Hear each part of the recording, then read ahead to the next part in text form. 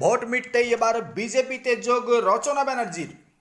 বিধানসভা নির্বাচনের ফলাফলের উপরে নজর রাখছিল গোটা বাংলা তথা দেশ। তবে ভোট গণনার সকাল থেকেই ঝড় তুলেছিল গেরুয়া শিবির। শেষমেশ পতন হচ্ছে এমনটা ধরে নিয়ে কার্যত বিজেপি কর্মী সমর্থকদের সঙ্গে মিশে যান রচনা বন্দ্যোপাধ্যায়। 2021 সালে ব্যর্থ হলেও 26 সালে বাংলা দখল করলো বিজেপি। একের পর এক আসনে জিতে নিজেদের দাপট বজায় রেখেছে। আর এর মাঝেই নিজেরও যেন ট্রেন্ড পরিবর্তন করার ইচ্ছা হলো রচনা বন্দ্যোপাধ্যায়ের।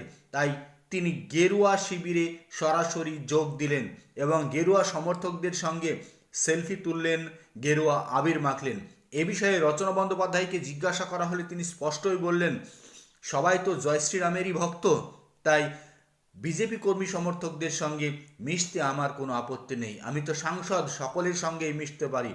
আর এই নিয়েই কার্যত রাজ্য রাজনীতিতে ট্রোল শুরু হলো যে রচনা বন্দ্যোপাধ্যায় সত্যি সত্যি এবার বিজেপিতে যোগ দিচ্ছেন। কারণ ইতিমধ্যেই দলের হারের সিগন্যাল তিনি পেয়ে গিয়েছিলেন। তাই শেষমেশ গতকালকেই বিজেপি শিবিরের সঙ্গে খোলামেলা আলোচনা এবং মেলামেশা করেছেন রচনা বন্দ্যোপাধ্যায়।